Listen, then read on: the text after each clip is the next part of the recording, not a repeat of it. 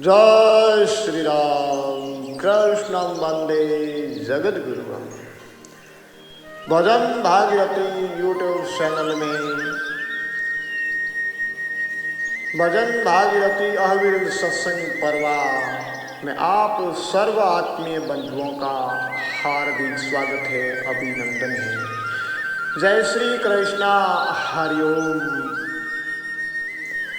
नित्य सत्संग के तहत आज श्री मद्भगवत गीता यथावत एपिसोड भाग 13, जिसमें षष्ठो अध्याय के 23वें श्लोक से सत्संग करेंगे।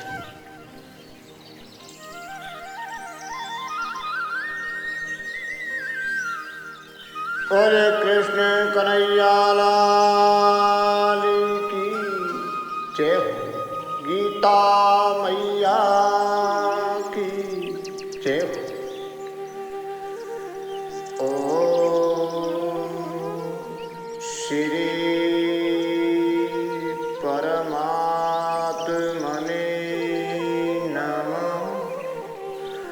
ओम श्री सद्गुरु हयो नमः। त्वमेव माता च पिता त्वमेव बन्धुश्च सखा त्वमेव विद्याधरवीणं त्वमेव सर्वं देवदेव।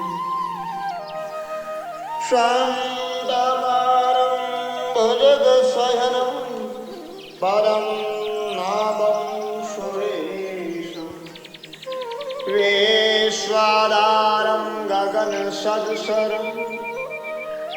मेघवर्णशुभङ्गं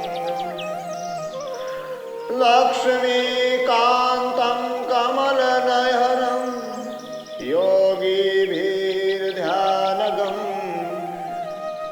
वन्दे विष्णु भवभयहरं सर्वलोकैकनाथं वसुदेवसुतं देवं कंसचाणूरमर्दनं देवकी परमानन्दं कृष्णं वन्दे जगद्गुरुं। कृष्णं वन्दे जगद्गुरुम्। अद्वैते अमृतवर्षिणि भगवतीं अष्टदशाध्यायिनीम् अम्ब तवामि अनुसन्धामि भगवद्गीते भगवद्वेषिणम्। हरि ओम।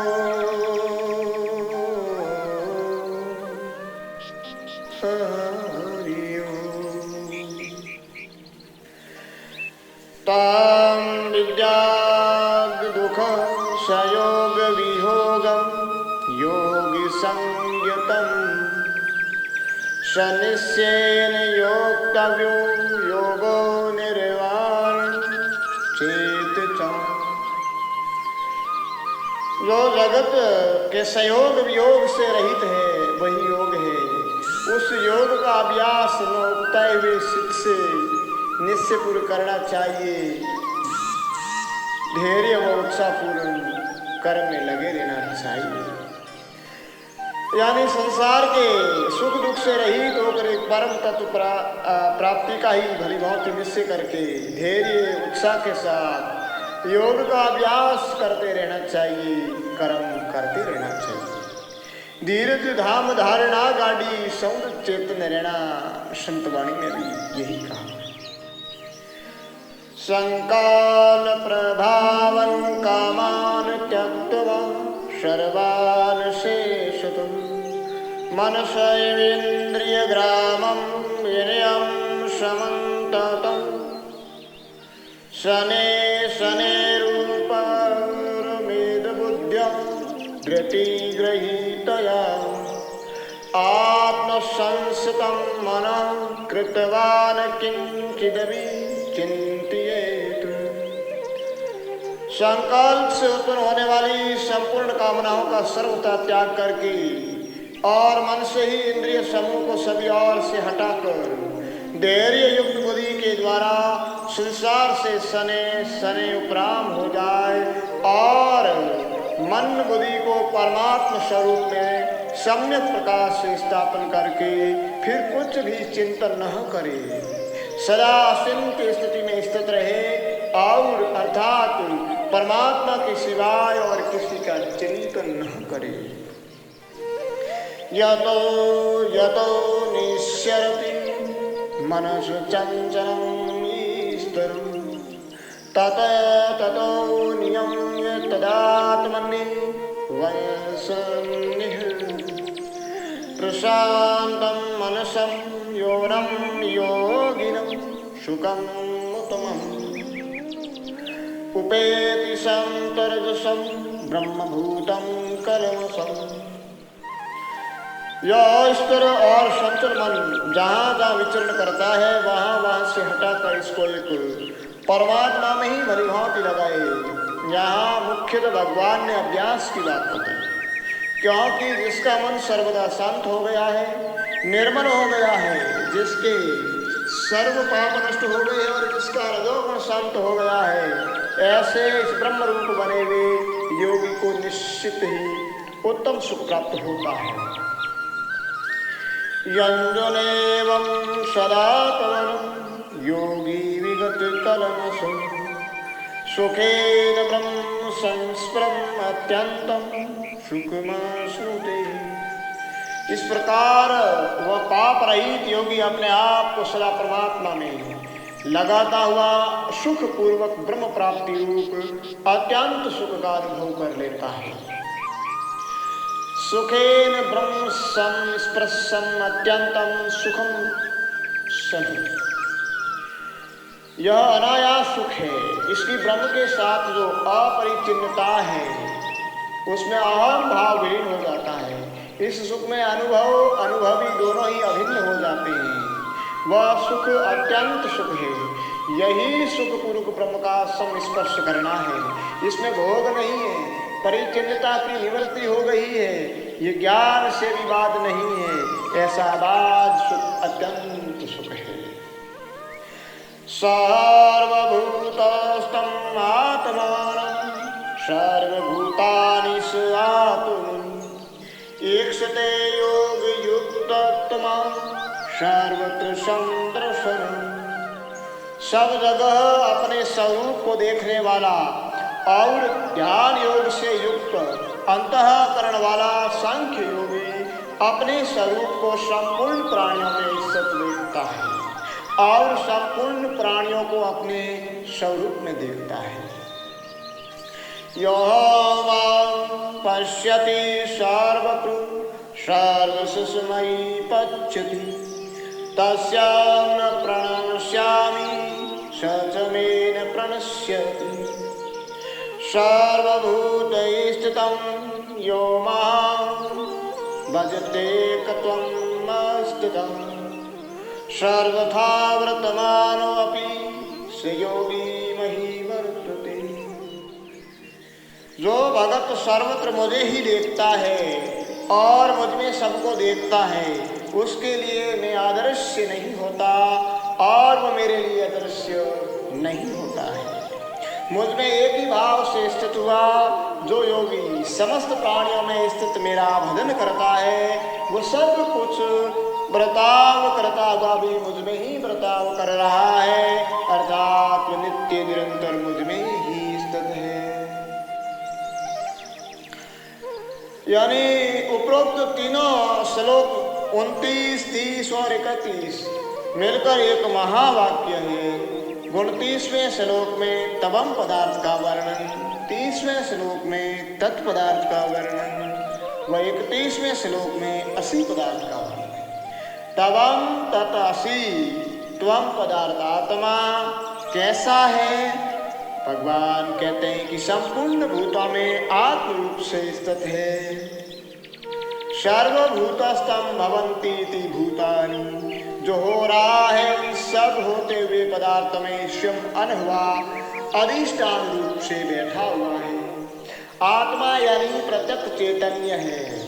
सर्वभूतानि च आत्मानि, सौ प्रकाश अधिष्ठान में सारे भूत दिखाई पड़ रहे हैं, यानी सारे भूत आत्मा में है और सब में आत्मा है।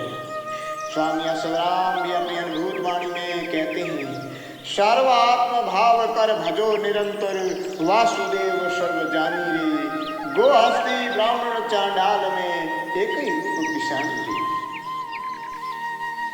इक्षते योग युक्त आत्मा सर्वत्र संदर्शनः।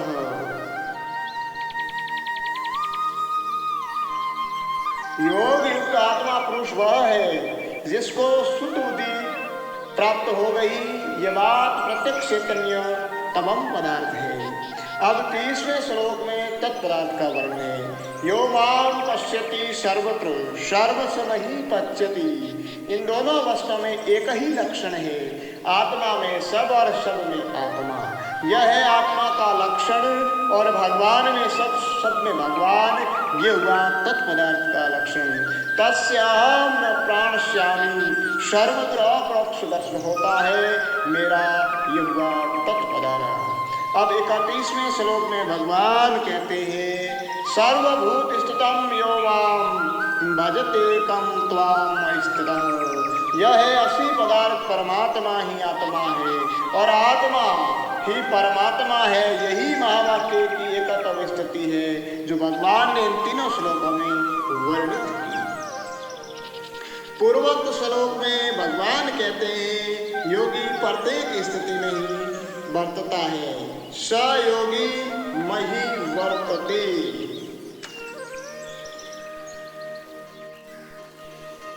सहयोगी मही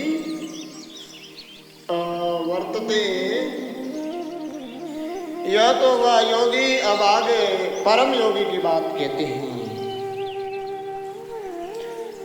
आत्मौक्यमेव सर्वत्र समं पश्यति यो अर्जुन, सुखं वा यदि वा दुःखं स योगी परमो मतः। हे अर्जुन, जो योगी अपनी तरह संपूर्ण भूतों में समान देखता है और सुख अथवा दुख को भी समान देखता है, वो परम योगी माना गया है। जो मनुष्य सर्वत्र समदृष्टि वाला है, सुख दुख आदि द्वंद्वों से रहित है, ऐसा संतों में स्थित प्रत्यक्ष चैतन्य भिन्न ब्रह्म अनुभूति वाला योगी परम योगी कहलाता है। संत वाणी में कहा गया है, समदृष्टि सा कछु नहीं हरख शौक न होई, ब्रह्मा तीर्ण एक कर जाने आत्म पर जिद पाई। बस संतों की वाणी का अनुभव और भगवान की वाणी सर्वत्र एक सामान्य दृष्टिगोचर होता है, तो इससे ज्ञात होता है कि हर आत्मा परमात्मा का भिन्न अंग है और अपनी स्थिति का पहचान होने पर, स्वरूप का ज्ञान होने पर वह उसी स्थिति में पहुंच जाता है। इसलिए सबका अनुभव एक ही कहना बताया है। आगे अर्जुन कहते हैं, अर्जुन वाचु योऽयं योगः तवया प्रोक्तः सामेन मधुसूदन, एतस्यां न पश्यामि संचलतवाय स्तुतिस्तरम्। संचरन् हि मनः कृष्ण प्रमाथि बलवदृढम्, तस्यां निग्रहं मन्ये वायोरिव सुदुष्करम्। अर्जुन बोले, हे मधुसूदन, जो ये योग आपने संभाव से कहा है, मन के संशय होने से मैं इसकी नित्य स्थिति को नहीं देखता हूँ, क्योंकि हे श्री कृष्ण, ये मन बड़ा संचल परमचुन स्वभाव वाला, बड़ा जिद्दी है और बलवान है। उनको रोकना मैं वायु की भांति अत्यंत कठिन मानता हूँ। श्री भगवान वाच, भगवान कहते हैं, असंशयं महाबाहो मनो दुर्निगरं चलन् अभ्यासेन तु कौन्तेय वैराग्येन सुगृह्णाति। श्री भगवान बोले, हे महाबाहो, निसंदेह मन चंचल और कठिनता से वश में होने वाला है, परंतु हे कुंती पुत्र अर्जुन, यह अभ्यास और वैराग्य से वश में होता है। अभ्यास माने भजन, आराधना में मन को बार बार पिरोना, नित्य प्रयत्न पूर्वक चित्त को भजन में लगाना, अथवा ज्ञान अथवा अष्टांग आदि जो भी आपको उचित लगे उसमें मन को लय करने का पुनः पुनः प्रयत्न अभ्यास कहलाता है। रामचरितमानस में तुलसी बाबा कहते हैं, तबई हो ये सब संशय भंगा, जब बहुकाल करहि सत्संगा।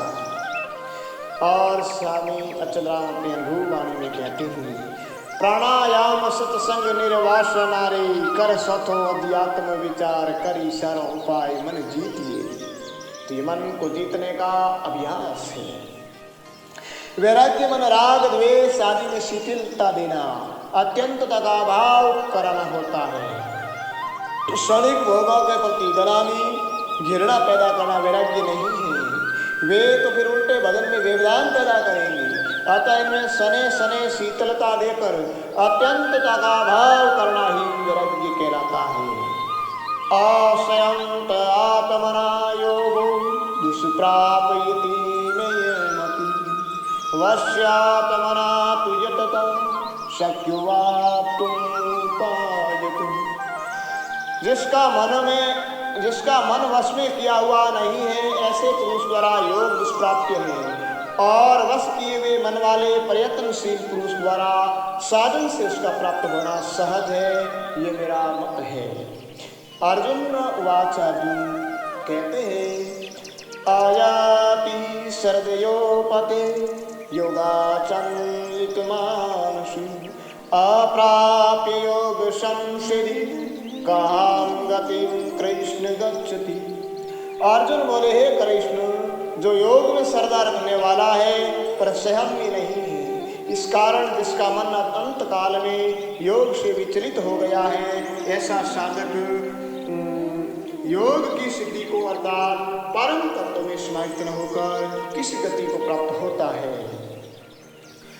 कांस्यनो भयाविभ्रष्ट चिन्हभृमेव नश्यति, अप्रतिष्ठो मामावो विमूढ़ो ब्रह्मणः पति। हे मामावो, क्या वो ब्रह्म प्राप्ति के मार्ग से विचलित और संसार के आश्रय से रहित पुरुष सिंध भिन्न बादल की भांति उभय पक्ष भ्रष्ट पुरुष नष्ट तो नहीं हो जाता। एतनमे संशयं कृष्ण सेतुं शेषतम्, तवदन्य संशयस्य चेतां उपपद्यते। हे कृष्ण, मेरे संशय का सर्वदा छेदन करने के लिए आप ही योग्य हैं, क्योंकि आपके अलावा अन्य संशय का छेदन करने वाला मिलना संभव है। अर्जुन ने पूर्वोक्त 3 श्लोक के माध्यम से अपनी शंका प्रकट की है। जो साधक योग युक्त होने हेतु चेष्टा करता है, परंतु वैराग्य की न्यूनता व अभ्यास की शिथिलता के कारण सने सने भजन में प्रवृत्त होता है, आत्मचिंतन करता है, अंत तो गत्वा मोहवश व योग पद से विचलित हो जाता है। तब हे भगवान, उस उभय पक्ष के अनाश्रित मनुष्य की क्या गति होगी, अर्थात जो साधना की गई है वह पुनर्जन्म में प्राप्त होगी या लघु मेघ पवन के झोंकों से नष्ट होता है, उसी प्रकार यह अलग साधन मोह के झोंक से नष्ट हो जाएगा। इस संशय से रहित भगवान आगे कहते हैं, श्री भगवान वातु पारतने नामोतु विनाश तस्य विद्यते, नहि कल्याण कृत कंचित दुर्गति तात गच्छति। श्री भगवान बोले, हे पार्थ, उसका न तो ये लोक में और न परलोक में ही विनाश होता है, क्योंकि ही प्यारे कल्याणकारी कार्य करने वाला कोई भी मानव दुर्गति को नहीं प्राप्त होता। प्राप्य पुण्य कृताम लोके अनुषिप्तवा शाश्वती समा शुचीनां श्रीमतां गेहे योग भ्रष्टो अभिजायते।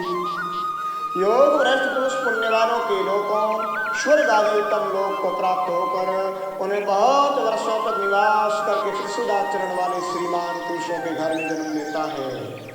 भगवान कहते हैं कि योग भ्रष्ट अपने पुण्य के बल पर पुण्यवान उत्तम लोकों को प्राप्त होता है और वहां अपने पुण्यों का फल भोग कर दीर्घ काल बाद शुद्ध पवित्र उच्च कुल में जन्म लेता है और समय पर तत्वनिष्ठ गुरु की प्राप्ति कर जहां से साधन सूखा था वहीं से शुरू करता है।